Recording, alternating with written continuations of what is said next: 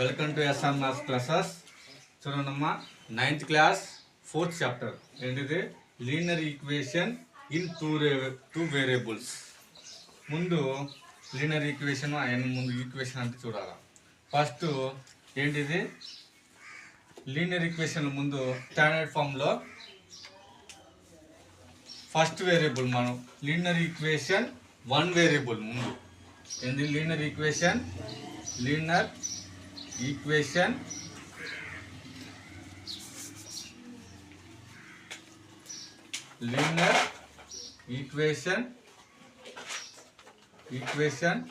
One variable linear equation one variable అంటే ఏంటిది? First ax plus b equal 0. So ఇక్కడ variable అంటే ఏంటిది? ఎక్స్ను వేరియబుల్ అంటారు. ఏబి అనే వాటిని ఏమంటారు అంటే కాన్స్టెంట్ అంటారు. ఏంటిది? ఎక్స్ను వేరియబుల్ అంటారు, ఏబిని ఏమంటారు? కాన్స్టెంట్ అంటారు. ఎక్కువగా వేరియబుల్ ఉపయోగించేది ఎక్స్, వై, జెడ్, టీ, ఈ నాలుగిటిని ఎక్కువగా వేరియబుల్స్గా వాడతారు. కాన్స్టెంట్ అంటే ఏబిసి అనే కాన్స్టెంటే కాదు, నెంబర్స్ కూడా కాన్స్టెంట్ అవుతాయి. అర్థమైందా? నెంబర్స్ కూడా కాన్స్టెంట్ అవుతుంది. For example, standard linear equation one వేరియబుల్లో 2x plus 3 equal to 0, 2x plus 3 equal to 0. ఇది అదే విధంగా ఇక్కడ ఎల్ఎక్స్ఎస్ ఈక్వల్ ఆర్ఎస్ఎస్ సేమ్ అవ్వాలా. ఈ కండిషన్ అనేది సాటిస్ఫై అవ్వాలా. లీనియర్ ఈక్వేషన్లో ఎల్హెచ్ఎస్ ఈక్వల్ ఆర్ఎస్ఎస్ కావాలా. సో ఇప్పుడు for example 2x plus 3 equal 0 అయితే ఇక్కడ ఏమైంది? పెద్ద వాల్యూ కనపడుతుంది. సో ఇక్కడ ఏమైంది? 0 వచ్చింది. అంటే 0కు సమానం కావాలా. ఎలా అవుతుంది? ముందు చూడండి. 2x ఈక్వల్ టు అవతల పోతే -3, x ఈక్వల్ -3/2. ఈ x ఉన్న ప్లేస్లో -3/2 వస్తుంది. చూడండి, 2x ప్లస్ 3 ఈక్వల్ టు 0 కదా. 2x ప్లేస్లో ఏం రాసుకుంటాం? -3/2 రాసుకుంటే +3 ఈక్వల్ టు 0. ఈ 2కు టైం క్యాన్సిల్. -3 + 3 ఏమవుతుంది? 0. అంటే 0నేగా. సో ఇది ఏమైనట్టు? LHS equal RHS. సో ఇలా సాటిస్ఫై అవ్వాలా. అది ఏమైతుంది? దీన్ని లీనియర్ ఈక్వేషన్ వన్ వేరియబుల్. తర్వాత లీనియర్ ఈక్వేషన్ వేరియబుల్స్ అన్నప్పుడు టూ వేరియబుల్స్ ఏం తీసుకున్నాం? ఎక్స్ కామా వై అనేవి టూ వేరియబుల్స్ అయితే అప్పుడు ఏమైతుంది? Standard form a x plus b y equal to 0. A x plus b y equal to 0. ఇక్కడ ఎక్స్ అండ్ వై అనేది ఏంది? వేరియబుల్స్. ఏబి అనేది ఏంది? కాన్స్టెంట్. మళ్ళా లీనియర్ ఈక్వేషన్ స్టాండర్డ్ ఫామ్ ఏమవుతుంది? A x plus b y equal 0. ఇప్పుడు లీనియర్ ఈక్వేషన్ గ్రాఫికల్గా ఎలా చూపిస్తారంటే a x plus b y plus c equal to 0. గ్రాఫికల్గా a x plus b y plus c equal to 0. ఇక్కడ ఏబిసి అనేవి ఏమవుతుంది? కాన్స్టెంట్. డిగ్రీ ఏమి కావాలా? 1 అవ్వాలా. డిగ్రీ అనేది 1 అవ్వాలా. డిగ్రీ అంటే ఇవి ఏమవ్వాలా? 1 అవ్వాలా. ఎప్పుడైతే డిగ్రీ 1 అవుతుందో అప్పుడు ఏమవుతుంది? లీనియర్ ఈక్వేషన్ గ్రాఫికల్గా అది అవుతుంది. ఒకవేళ ఇది పైన పవర్ ఎక్కువ ఉన్నదనుకో, ఇది ఏమవుతుంది? క్వాడ్రాటిక్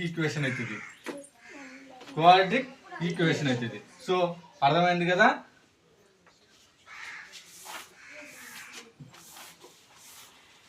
ఇప్పుడు నెక్స్ట్ 4.1 చూద్దాం. 4.1లో చూడండి, the cost of notebook is twice the cost of a pen. Right linear equation in two variable. Linear equation two వేరియబుల్లలో ఇప్పుడు ఒక కండిషన్ ఇచ్చిండు. ఇచ్చినప్పుడు కాస్ట్ ఆఫ్ నోట్ బుక్ నేమో ఎక్స్ అనుకోమన్నాడు, నోట్ బుక్ ఏమన్నాడు, బుక్ను బుక్ను ఎక్స్ అనుకోమన్నాడు, పెన్నును వై అనుకోమన్నాడు. అంటే ఎక్స్ వై అనేది ఏంటిది, ఈ ఎక్స్ వై అనేది ఏమైతుంది వేరియబుల్స్. ఎక్స్ వై అనేది వేరియబుల్స్, అదే కదా టూ వేరియబుల్స్ చేయమన్నాడు. లీనియర్ ఈక్వేషన్ టూ వేరియబుల్స్ కదా, ఎక్స్ వై అనేది టూ వేరియబుల్స్ వచ్చినాయి. సో ఇప్పుడు ఏమన్నాడు, నోట్ బుక్ ఏంటిది, నోట్ బుక్ ఏమనుకున్నాం ఎక్స్ అనుకుంటే అప్పుడు పెన్ను ఖరీదు ఏమవుతుంది, ఇది వస్తే ఎక్స్ మైనస్ 2y = 0. ఇది ఏం ఈక్వేషన్, లీనియర్ ఈక్వేషనే కదా. So first problem complete.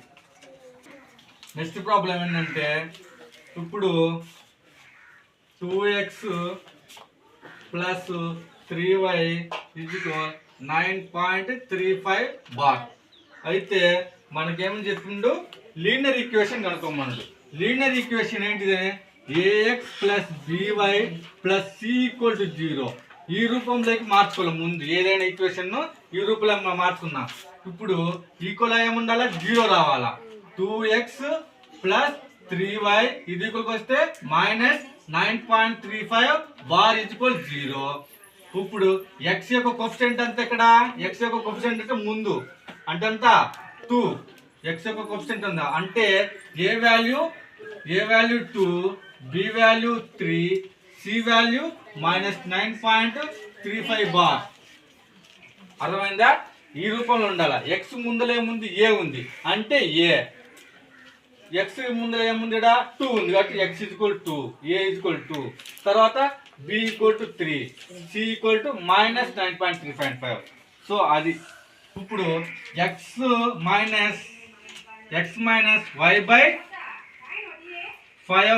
-10 = 0 డైరెక్ట్గా ఇచ్చిండు. సో a అంతా 1, b అంతా -1/5, ఏం లేదంటే -1/5, c అంతా -10. సో ఇలాగన రాయొచ్చు. మరొక విధం ఏంటంటే ఇది ఎల్సిఎం చేయొచ్చు. ఎల్సిఎం చేస్తే 5x - y - 50 = 0. ఈ 5 అవకలు పోతే 0 అవుతుంది. So a = 5, b = -1, c = -50. 4.2లో ఇప్పుడు ఒక కండిషన్ ఇచ్చిండు, y = 3x + 5, y = 3x + 5 ఇచ్చిండు. యూనిక్ సొల్యూషన్ అంటే వాడు చెప్తున్నాడు, యూనిక్ సొల్యూషన్ ఒక సొల్యూషన్ వస్తుందా, ఓన్లీ టూ వస్తాయా, 2 సొల్యూషన్ వస్తాయా, ఇన్ఫైనైట్ మెనీ సొల్యూషన్ అంటే సొల్యూషన్స్ ఎక్కువ వస్తాయా అని తెలియాలి. చూడండి, ఇలా చేసేటప్పుడు మనకైతే ఎక్స్ వైలు 2 ఉన్నాయి కాబట్టి 2 సొల్యూషన్లు వస్తాయి అనుకుంటాం. ఎక్స్ ఒకటి ఉంటే ఒక సొల్యూషన్ వస్తుంది అనుకుంటాం. సో అది అనుకోవడం బాగానే ఉంది. బట్ ఎక్కువ ఎందుకు వస్తుంది అనుకుంటే X value X y value చూడండి 0,0 తీసుకుందాం. 0,0 తీసుకుంటే 0 = 3 × 0 + 5. అప్పుడు ఏమైతుంది, 0 = ఎంత 5 అంతే కదా. అంటే ఇదొక సొల్యూషన్ వచ్చింది. మళ్ళా రెండోది 2 అంటే ఇది ఎక్స్ వాల్యూ తీసుకుందాం. అంటే ఇలా కాదులే, ఎక్స్ వాల్యూ 0 తీసుకుందాం. తర్వాత y వాల్యూ మళ్ళీ ఎక్స్ వాల్యూ 1 తీసుకుందాం, ఎక్స్ వాల్యూ -1 తీసుకుందాం. అలా చేద్దాం. y = 3, 0 + 5 అంటే y = 5 వచ్చింది. అంటే పాయింట్ ఏమొచ్చింది, 0,5 వచ్చింది. ఒక సొల్యూషన్ ఒకటి వచ్చింది. మళ్ళా రెండోది ఏమవుతుంది, y = 3x + 5 అంటే 1 తీసుకుందాం. y = 3 + 5 అంటే ఎంత 8 అంటే 0.8 అంటే 1.8 అంటే ఇలా వస్తున్నాయి. మళ్ళీ వై వాల్యూ 0 పెట్టుకొని కూడా చేయొచ్చు. సో పాయింట్స్ వేరుగా వస్తుంది కాబట్టి దానికి ఆన్సర్ ఏమవుతుంది? Infinite many solutions. దీనికేంటిది? Infinite many solutions.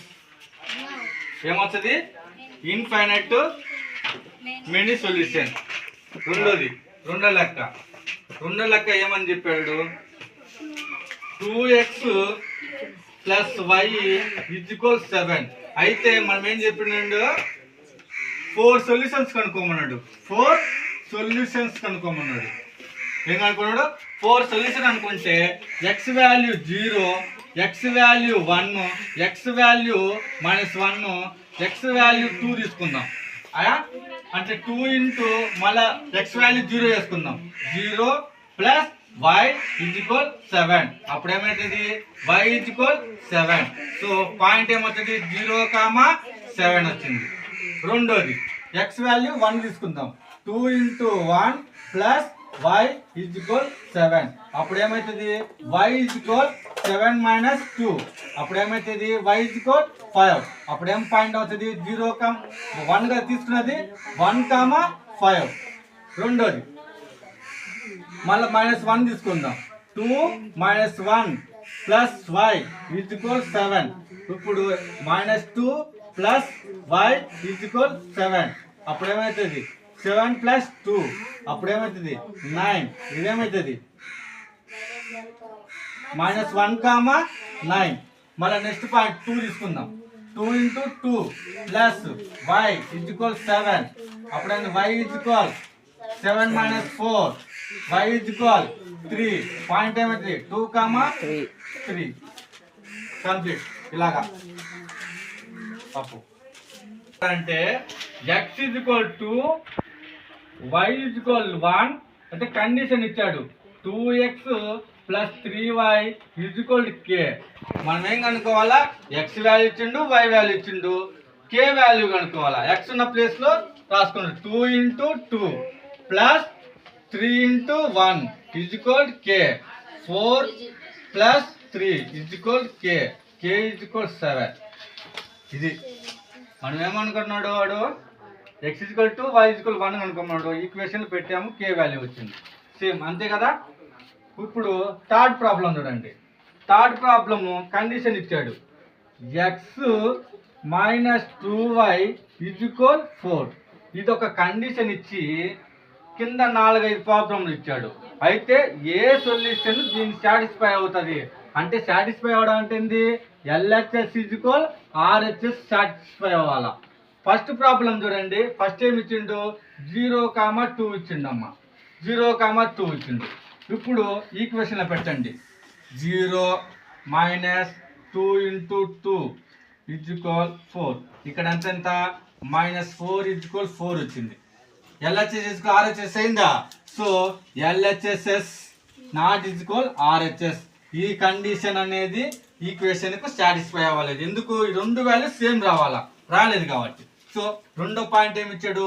2,0 ఇచ్చిండు. 2,0. అప్పుడు 2 - 2 0 = 4. ఇప్పుడు ఎంత? 2 = 4 వచ్చింది. 2 = 4 వచ్చింది. సాటిస్ఫై అవుతుందా? ఇది సాటిస్ఫై అవ్వదు. సో నాట్ ఈక్వల్ రాసినాం. LHS = not equal. తర్వాత ఏమి ఇచ్చిండు? 4,0 ఇచ్చిండు. 4,0. 4 - 2 0 = 4. 4 = 4. సో ఇది సాటిస్ఫై అయింది కదా. LHS = RHS. ఇది సాటిస్ఫై అవుతుంది. సాటిస్ఫై అవుతుంది. నెక్స్ట్ ఏమి ఇచ్చిండు? √2, 4√2 ఇచ్చిండు. అప్పుడు √2 కదా, -2 × 4√2 = 4. చూడండి. √2 - 4 × 8 √2 = 4. ఇక్కడ 8 రూట్లు ఉన్నాయి. ఇక్కడ ఒక √2 ఉంది అంటే 7√2. 7√2 = 4. సాటిస్ఫై అయిందా? సో సాటిస్ఫై అవ్వాలా. LHS ≠ RHS. నెక్స్ట్ లెక్క. నెక్స్ట్ ఏమి ఇచ్చిండు? 1,1 ఇచ్చిండు.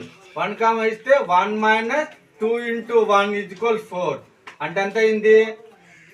-1 = 4 వచ్చింది. LHS not equal RHS. So ఈ 5 లెక్కలలో సాటిస్ఫై అయింది ఏంటిది? సాటిస్ఫై అయింది ఇది 4, 0 అనేది మాత్రమే సాటిస్ఫై అయింది. అంతే, కంప్లీట్.